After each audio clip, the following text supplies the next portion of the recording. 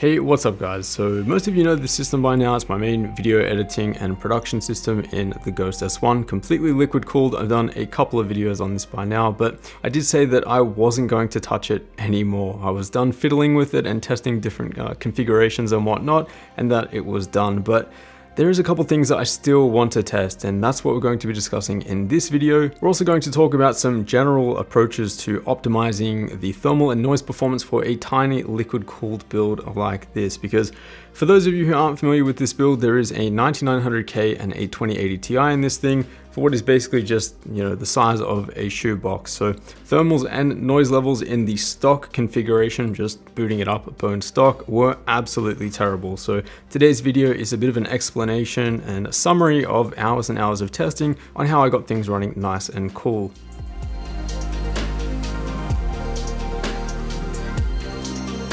So something that inspired this video and further testing of this build was this piece of hardware right here, the Apogee Drive 2 from Swiftech. I kept getting asked whether or not a pump block this powerful was worth it over the much more reserved Solo LT from AlphaCool, which is what I initially built the loop with. The Apogee Drive 2 is a piece of hardware that I'm a big fan of, solely because if you're building a custom loop with even 2 or 3 radiators, this will power that. And the reason there is that it's using a relatively powerful DDC pump. And that is a breath of fresh air, especially in more compact scenarios when troubleshooting where to mount a larger D5 pump is actually a big problem. It of course doubles as a CPU water block too, making it super handy. So the Apogee Drive 2 is definitely more powerful in terms of raw flow rate than the AlphaCool Solo LT. Whether that makes a difference to the thermal performance, we'll take a look at that in just a minute. In terms of looks though, there is something to be said about the low profile and minimal nature of the AlphaCool Solo LT.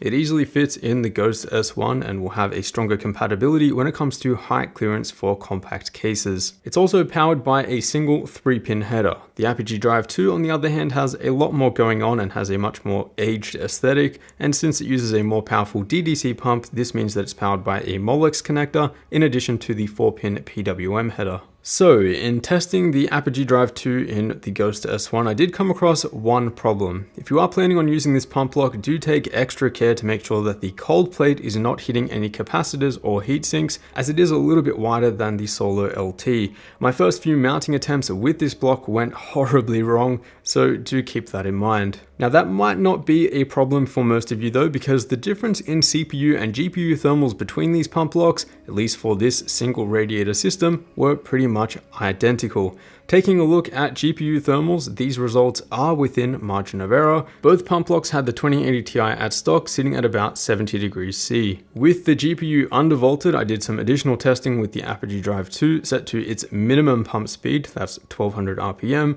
and even there I didn't notice a significant difference. All testing here had the GPU sitting at just under 60 degrees C. So in terms of thermals, at least with a single radiator loop, there's no real difference between the Solo LT and the Apogee Drive 2. This also opens a discussion on noise levels, seeing as above 3000 RPM, the Apogee Drive 2 can get pretty audible, but as we saw, we can just run it at 1200 RPM for smaller loops, which is actually pretty silent. The Icebear Solo LT is pretty quiet too, even at 2800 RPM, but seeing as it is powered by DC, you don't have the same level of control. So if you are planning a mini custom loop with a single radiator like this one here, don't be afraid to go with the Solo LT. I know it doesn't look like a very powerful option, but as we saw, there is no reason to get something more powerful with a DDC pump. That also means that discrete DDC and D5 pumps elsewhere in the case are not only just a problem to accommodate, but they're actually kind of pointless. There is no reason to get that enhanced flow rate.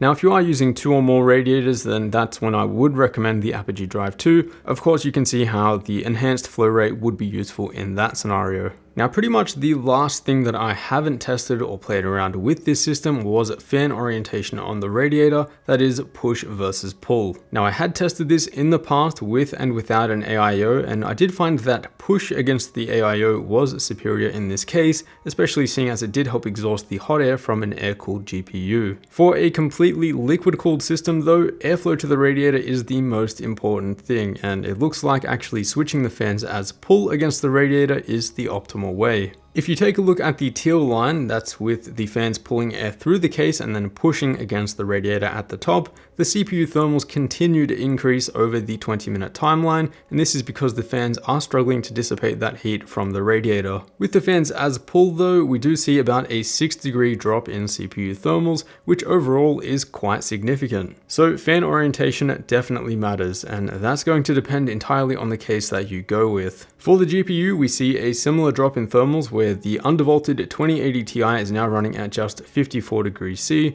and there it's still able to maintain 1860 MHz, which is about what it boosted to with the stock air cooler. The next thing that I want to mention is the fan speed, and seeing as we are just going with a single radiator here that soaks up the heat pretty quickly, fan speed is going to play a large role. So you're definitely going to see a drop in thermals by ramping the fans up, but the direct trade-off here is of course noise. This is where the Noctua NFA 12x25 high performance fan comes in, because at as much as 1500 RPM, these fans are relatively quiet. So if you are using these fans, which I do highly recommend, you can find them linked down below, I feel like 1500 RPM is the real sweet spot for the target fan speed. Anything above that and you are compromising the noise performance, and anything below that and you are compromising the thermal performance. The last topic of discussion is a really important one, probably the most important one if you are planning to build a high performance but compact liquid cooled system like this, even not liquid cooled, even if you are just planning to build an air cooled compact system, and that is undervolting. So in here we have a 9900K and a 2080 Ti.